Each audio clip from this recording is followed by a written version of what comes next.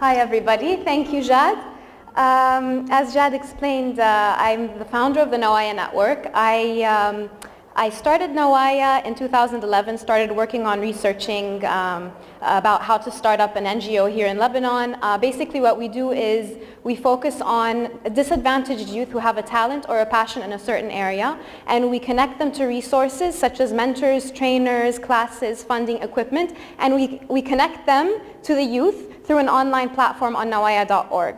So I did this starting in 2011. It was officially established in 2012.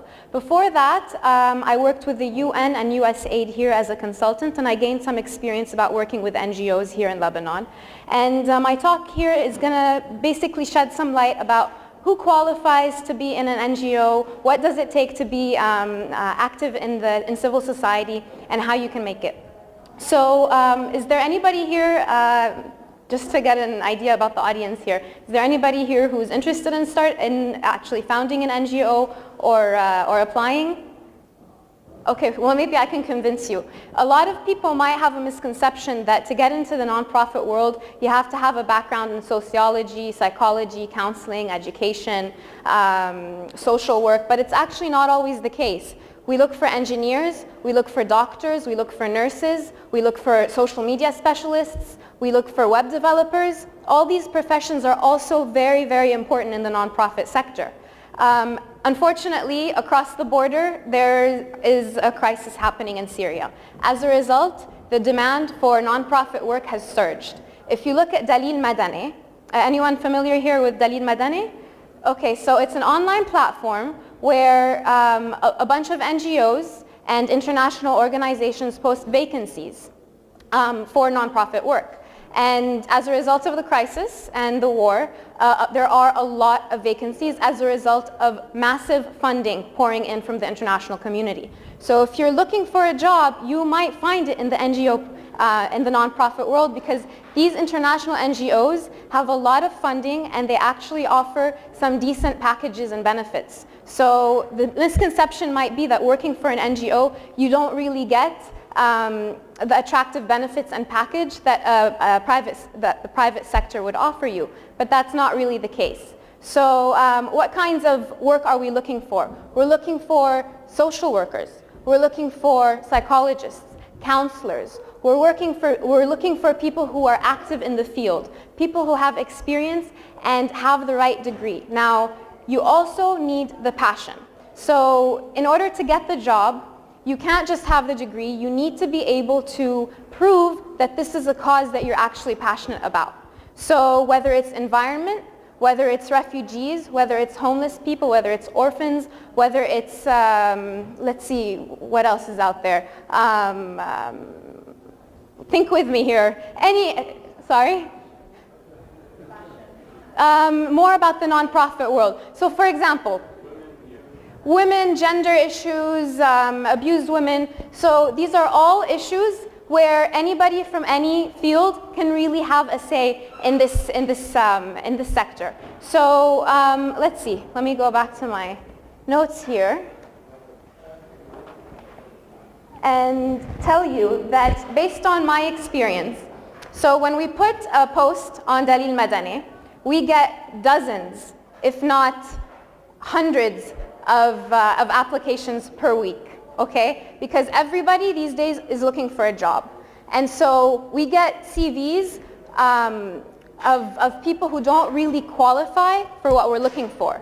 So how am I going to be able to decide which person to interview? If I get 100 CVs per week, I can't obviously interview all of them. I can decide within 5 to 10 seconds who to call for an interview.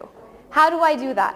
Whether you follow directions, whether your CV is well formatted, whether you are courteous in your responses, whether you are prompt in your responses, whether you know exactly how to respond to a certain inquiry, okay? That's all just within the initial image of the applicant. So I was able to screen so many people just by within a few seconds of looking at their CV and by interacting with them, okay? So already a lot of people who might not fall in the profession that we're looking for are already out. And if they don't follow certain interview etiquette, they're already out.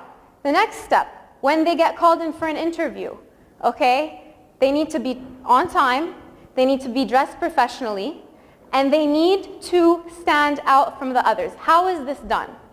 This is done by showing that you are actually passionate about a cause, okay? Second, by showing and proving your analytical skills. Okay, so I'll give you 2 examples. First off, to rewind a bit, some fresh grads might feel that they can't actually get a job because they don't have the experience necessary. They don't have the background. So a lot of professions, even beyond the nonprofit world, they look for people with experience, years of experience. How do you get that if you're not getting the chance to actually get hired? So to stand out, there are ways to do this, especially in the nonprofit field. You need to be active in the cause. You need to show that you are dedicated to the specific cause. If you're applying for Greenpeace, show that you've been actively volunteering on the streets of Hamra, okay, as an activist to recruit people to join your cause. So volunteering is key. You don't have to have a job to build your CV that way. You can start an initiative. So how many of you have heard of the Ali Abdullah Foundation? Do you remember the homeless man who died in the cold a year or 2 ago? As a result of that, yes? Yeah, it was around 8 weeks. Yes, the man with the beard, exactly. So as a result of his unfortunate death, the Ali Abdullah Foundation was founded by, I think, Karim Badra, if I'm not mistaken. Okay? Food Blessed is an initiative that became an NGO because a group of youth realized that there is a massive amount of food that is wasted on a daily basis. So as a result, they started Food Blessed, and now they go to different restaurants around the community, and they get the leftover food and they distribute it to the homeless. What about I Am Not a Tourist campaign? Does that ring a bell? Tanya Al-Khalil, over winter, because of all the refugees that were dying in the cold, she started an initiative called I Am Not a Tourist, and was able to rally thousands of people to join her movement to donate used clothes to the refugees. Okay, so if you have a passion or a cause in mind, use it to stand out. Start an initiative that you're passionate about, and that's how you will stand out. Okay? Another way to stand out, besides volunteering, you can intern. So you volunteer, you intern, an unpaid internship over the summer will do wonders to your CV. The third thing was starting an initiative. The fourth thing, you can fundraise for a cause that you're passionate about. Okay, so if there's a cause that you really care for and you feel that it's not getting enough attention or it's dwindling in resources, you can spend a few weeks coming up with a great fundraising campaign, and there you go, you know? And another way, if you're still in university, okay, and you have your eyes on the nonprofit sector or on a specific issue, do research about that particular cause. Write papers about it. Watch documentaries about it. Conduct interviews to gain first-hand information. Okay? As a result, you will become somewhat of an expert in your own way, and you'll be able to share and communicate this information to your potential employers. Because as we said, degree is not enough. They want people whose hearts are in the cause. Okay? So I want to tell you about 2 young women that I hired recently, who were fresh grads from Hagazian. They had no work experience, and yet they were hired. Why? The first one, she was a volunteer with Nawaya for, I believe, at least 1 year. Okay, and she stood out from all the other volunteers. She was active, she was committed, she was dedicated to the cause. She proved herself, and she proved herself to me that this is somebody I can rely on, and who's not in it just for the money, but who's in it because she believes in this. So as soon as a vacancy opened up, she's the first person I went to. And she has been an incredible asset to our team so far. The second person, also a fresh grad, she's the one that I just described to you a few minutes ago. She stood out in the way her CV was written. She might not have had experience in our work, but she had the right degree, psychology, and she was courteous in her etiquette in terms of applying for the job. The emails were well written. Her virtual appeal was very strong. It showed that she was a professional. And when it came time to interview her, she came professionally dressed, she was on time, and what made her stand out from everyone else was the way I conduct interviews is I try to see how a potential candidate would solve a particular problem. So I put her in a position where, okay, say you're the field officer, how would you solve this problem? And she was incredible because she was able to offer great feedback, very insightful comments. It showed that she was a problem solver, a thinker. She had an analytic mind, and she was somebody that I could really count on as an asset as being an asset to the team. So I think we're very lucky that Achieve offers, I think, CV writing and interview building skills. So please take advantage of that because that really is a huge part of the entire recruitment process. Let's see. I imagine that because a lot of local NGOs might not actually be hiring because of limited resources, small teams, those who are interested in the NGO world, in the NGO sector, would probably be drifting towards the international NGOs. So just be aware that the selection process is very rigorous at times. If you're even interested in the UN, you might have to go through more than one interview process. You might even have to take an exam. So just be aware of that. But even though it might be a rigorous process and there's a lot of competition, stay in there because the rewards are, the benefits are very rewarding, let's just say.